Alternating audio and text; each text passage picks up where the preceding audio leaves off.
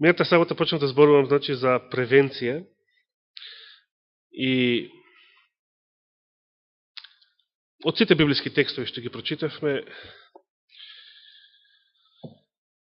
едно резиме на сето тоа е прва, и најосновна потреба за да спречиме да не стрефат еден куп разни болести е да бидеме послушни, како што му вели на Израел, на Господа, нашиот Бог.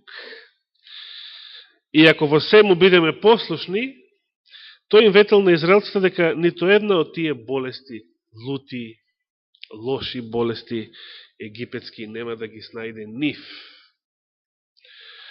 Сега јас додадов една клаузула, нели на крајот, живееме во последно време, кога Господ и можно е на најверни своји слуги и деца да им дозволи и некоја болест, да дозволи смрт, затоа што сака да ги поштеди од големите неволи кои што предстојат, кои што би биле преголеми, тешки за нив искушенија. Радосната вест пак е, ако е тоа така и ако живееме по последното време, тогаш не треба да жалиме и да умреме. Господовото доагање е тука пред врата. Важно е да живееме и да умреме во вера. Или живееме ли, умираме ли, Господови сме, како што вели апостол Павле. Кога сме Господови, ништо не е битно. Ништо не е проблем. Дури ни смртта не може да биде проблем. И затоа реков, ние не живееме во Стариот Завет, кога Господ ги дал овие ветувања на израелците, меѓутоа можеме да речеме дека над 90% од сите тие ветувања и денес се остварливи. И во наше време. Например, што би било, кој е тука најстар верник, како верник, во верата најстар? Кој би бил тука? Брат Зоран би бил? Најдолг вернички стаж кој има тука. Што би било сите овие години наназад, уште од деца до сега, да растевте и да живеевте, например, со свинско месо? Сите овие години без свинско, да беа со свинско, шо ќе беше? И со пиво, и со вино, и со виски, и со разни други. Што ќе беше од вашиот живот? Може ли да барем близко да се замислиме што ќе беше? Денови ја прочитав една мисла од никој друг, туку Дезмонд Форд. Денес има 86 години. Пријател ми е на Фейсбук, се бања, оди на летувања по реки, езера, одржува кондиција. И вели, ако не ги следев советите на Елена Вајд за исхраната, за здравиот живот, вика, јас одамна ќе бев мртов. Да, за жал не ги следеше сите, точно. Повеле сенета?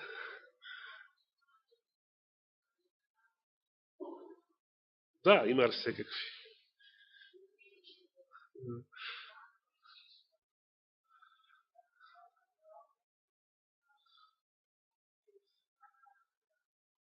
Голема разлика, да, интересно. Во твоето семејство гледаш има ваква интересна.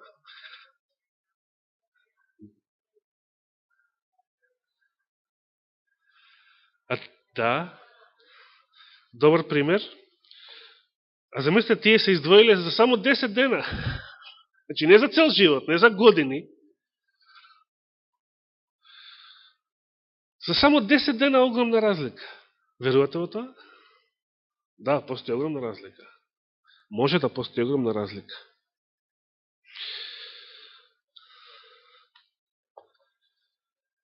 Се уште сеќавам на мојот прв пациент, во 2006 година во здравствениот центар во Хартленд. Беше методист и после тие 18 дена рече, мојата кожа, вика, никош не била убава мојата кожа вака, било кога порано во мојот живот. Се радуваше како мало дете, не можеше да Не можеше да поверува колкава разлика после само 18 дена. Постои разлика, точно.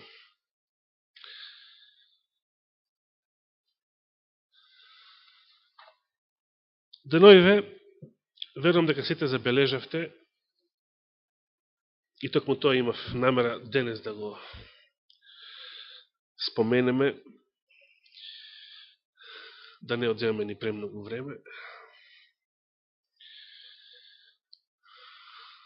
Беше објавена една, јас би рекол, неверојатна информација. Во кој смисол? Верам дека сите ја слушнавте, ја прочитавте некаде пред 10 дена наваму. Никој друг туку Светската здравствена организација. Што кажа, што вознемери мнозина од местната индустрија. Да. Прво кажа дека сите видови местни преработки, значи и пилешки, и риби, значи се што е преработено месо, го зголемува сериозно ризикот за канцерогени заболување, а црвеното месо, значи и да не е преработено, и да е некоја кременадла или стек,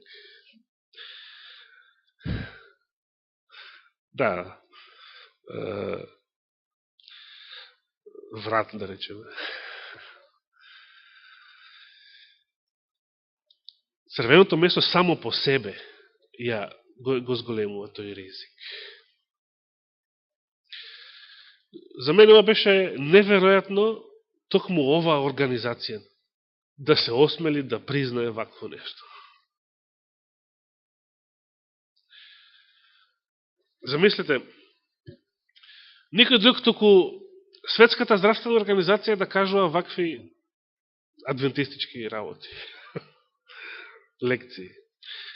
Значи, не зборуваме за некој нутриционист, било да е адвентист или не. Не зборуваме за некои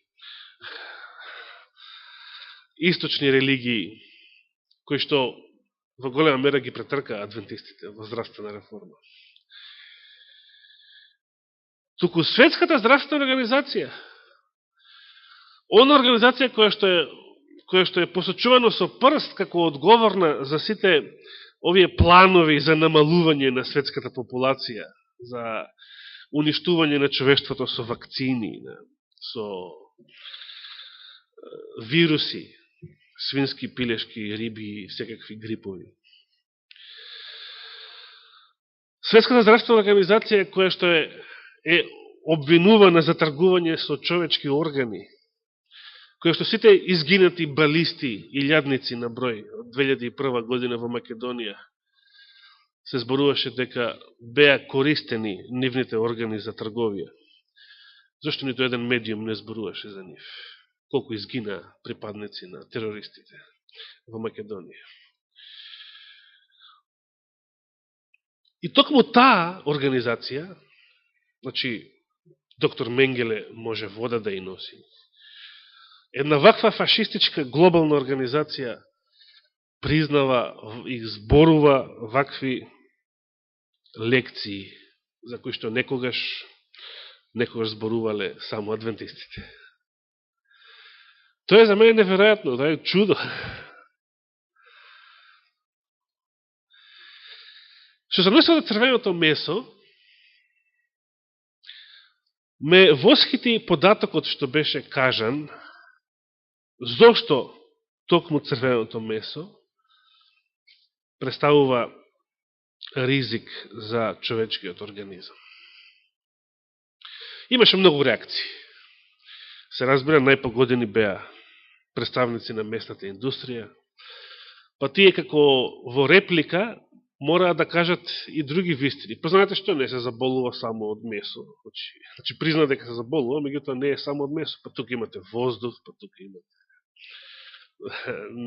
значи недостиг можеби на физичка активност или чиста вода или чист воздух. И сето тоа е вистина, едните другите кажуваат вистина.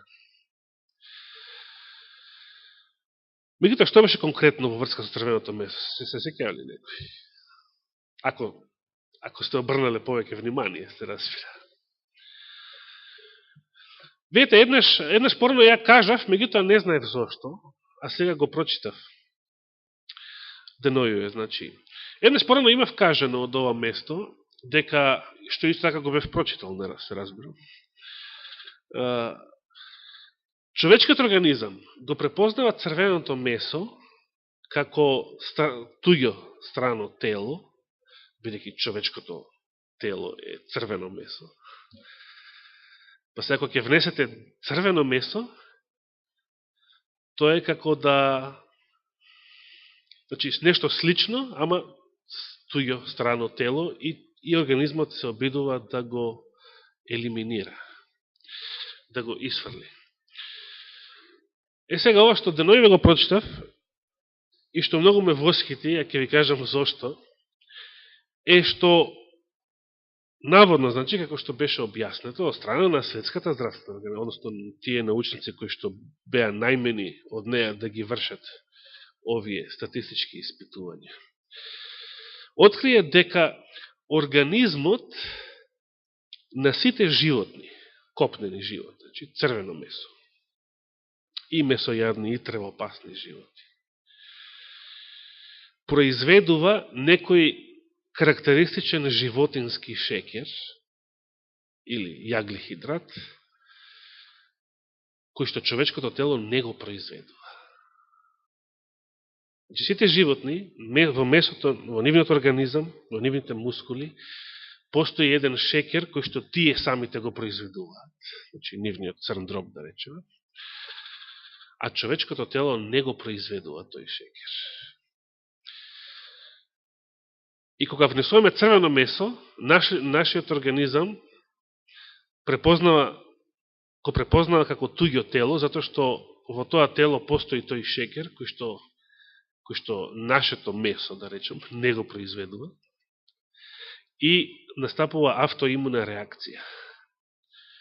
И сега во зависност од генетскиот склоп на поединецот и од другите околности во кои што се наоѓа неговиот живот, тоа може да предизвика заболување, како и секоја автоимуна реакција, представува голема штета, помала или поголема. Знаете, например, дека диабетес број под тип 1, што се нарекува, од кој што заболуваат и мали деца, е автоимуна реакција. Настапува затоа што уште како мали деца, некои мали деца, значи, без да знаат ни тие се разбира, ниту нивните родители, ниту нивната околина, стануваат алергични одеднаш на млечниот протеин, казеинот, како се викаше. И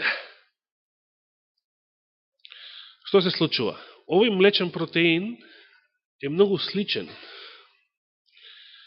со протеините на панкреасот во организмот. И кога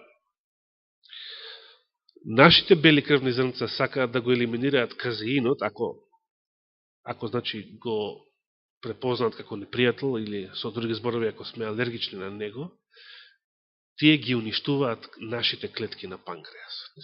Значи, лицата што заболуваат од диабет тип 1 се лица чии што панкреас, значи може да бидат и мали деца, чии што панкреас бил, така да речем, оштетен од самиот нивен организам, од нивниот имунитет. Интересно. Само заради млечниот протеин. Толку мала проста работа.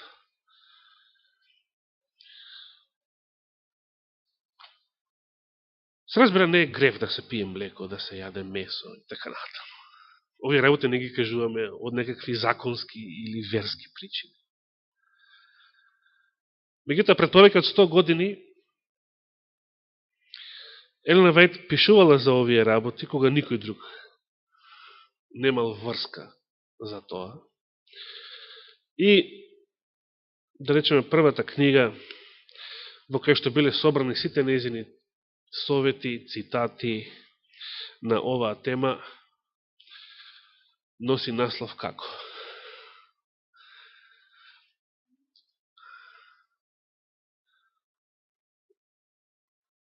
Правила и закони за живот и исхрана. Така носи наслов? Не. Насловот е совети. Совети. Значи, Господ не сака да ја обремени нашата совест, туку сака да ни даде совети, и дали постои разлика ако ги слушаме тие совети во однос на тоа ако не ги слушаме. Се разбира, постои. Нашето секојдневно искуство тоа го потврдува. Како и искуството на многу луѓе што ги познаваме. Еве една друга информација.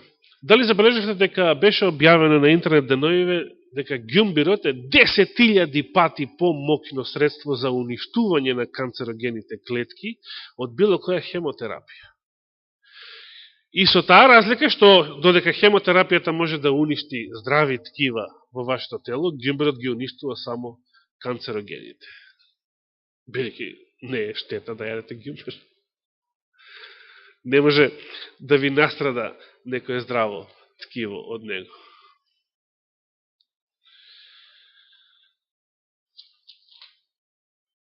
Интересно. Денес незнабожците зборуваат и ги знаат овие работи. Иако се разбира,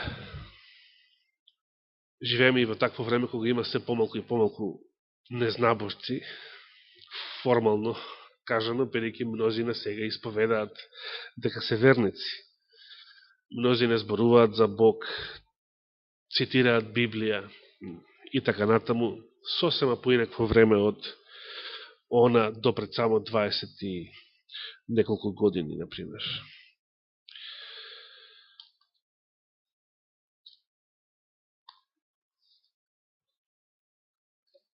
Како започнало сето ова? Како започнала здравствената реформа во Адвентистичката црква? Ке се подсетиме. Значи, од времето на апостолите, сите христијани со се адвентистите на седмиот ден, јаделе и свинско, и свинска маст, и други масти, се разбира. Едноставно, све било чисто, како што пишува апостол Павле, нели, во Новиот Завет.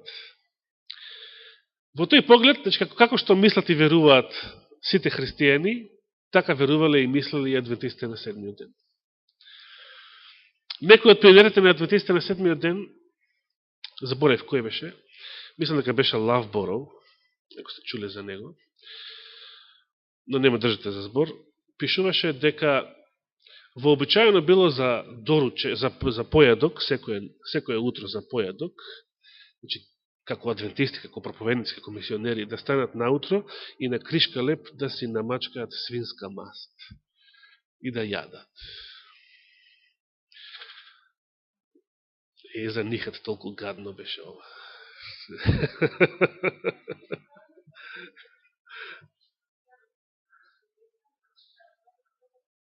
Да.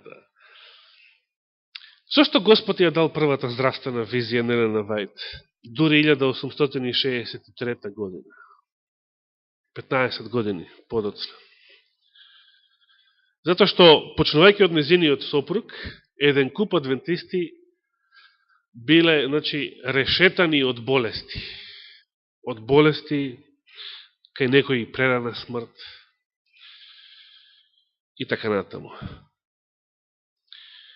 Значи, здравствената реформа настанала како потреба за спасување на Божиот народ од болестите, така наречените модерни болести, што почнале да го напаѓаат цивилизираниот свет. Значи, болести што нашите предци на село не ги познавале. Значи, до дедо ми, значи, знам не познавале нашите предци вакви болести, ниту ги имале. Меѓутоа, нашиот современ цивилизиран начин на живот ги познава сите овие болести. Не е тешко да погодиме зошто. Значи, пред се плаќаме за еден куп преработени, мртви производи, дури и да не се месни.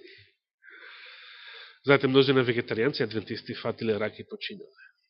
Како, например, нашиот брат Дейвид Синклер, кој што беше 2 пати тука, 98 година, во придружба на Рей де Карло. Ние не можеме да судиме зашто на некој му се случило ова или она, далеко од тоа.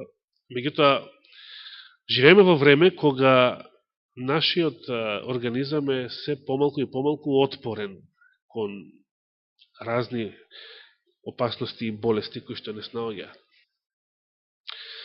Првата здравствена визија на Елена Вајт 1863 година не била немојте да јадете свинско, или немојте да јадете нечисти животни, или вратете го назад Мојсеевиот закон за чисти и нечисти животни, или биете како муслиманите, или не знам шо. Туку директно била вегетаријански стандард од старт. Ама не како закон, повторно. Како совет, како перспектива, што Божиот народ треба да ја прифати како еден дел од подготовката за Христовото доаѓање и за животот во Божиото царство, каде што се разбира ќе го нема тоа што Господ го дозволил од дедо Ное наваму. Значи, и јадење месо и млечни животински производи воопшто.